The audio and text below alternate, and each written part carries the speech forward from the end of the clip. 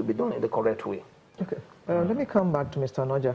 There's been plenty of talk about the dredging of the river. Yeah. Is that likely to provide a lasting solution?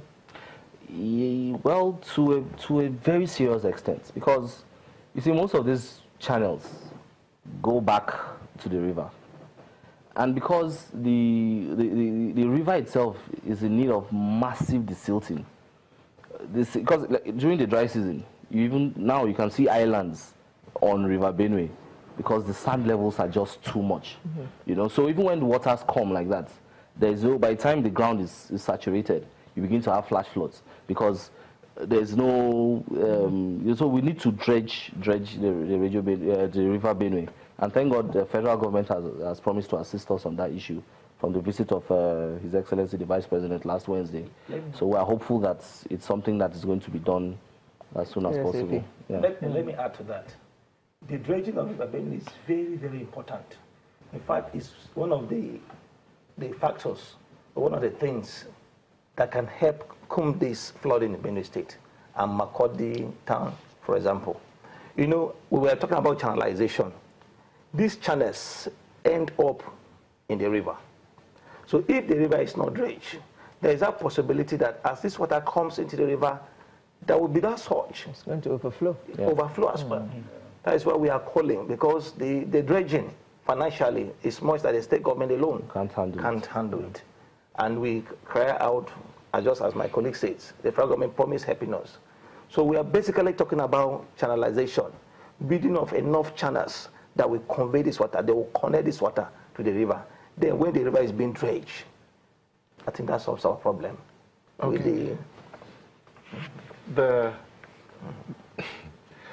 Dr. Jibuna, it's before we bring in Ia, who is on ground, the picture they painted, dredging of the river, waste management. I mean, we're still in Benue. We still have the global side to look at.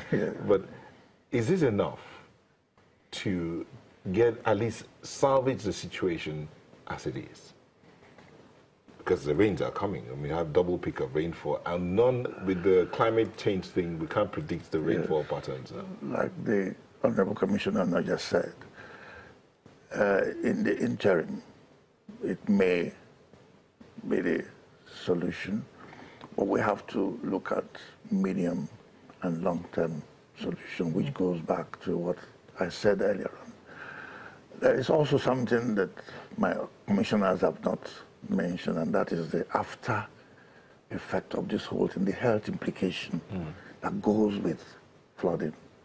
And I hope that that is being looked into, because with the floods, the kind of implication that goes with sewage and all these other issues that have been there on the shallow grounds, they are all going to, they will start contaminating so many, not just the water, even the food. I mean, Benue is the food basket of Nigeria. Yeah. The effect some of this will have on the crops, if they are recovered, is immense. So there has to be some kind of a sanitary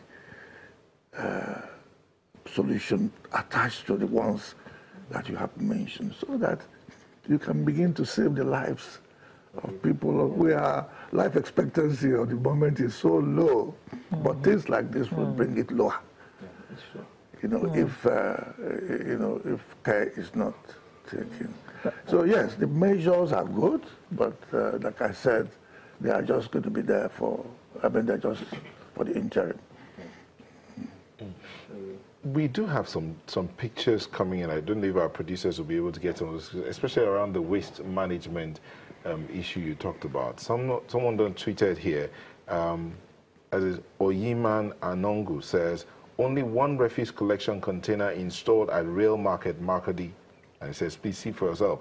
So one container is standing there with the refuse on the floor. And he says, is that what you're saying? Then the other part's talking about, the same person says, to be honest, no emergency work here, just as stated by Ms. Jonathan, when government's attention is drawn to issues like this. And he shows a picture of gutters being built on two sides of the road with blocks, not with concrete. You respond to that when we come back after this break.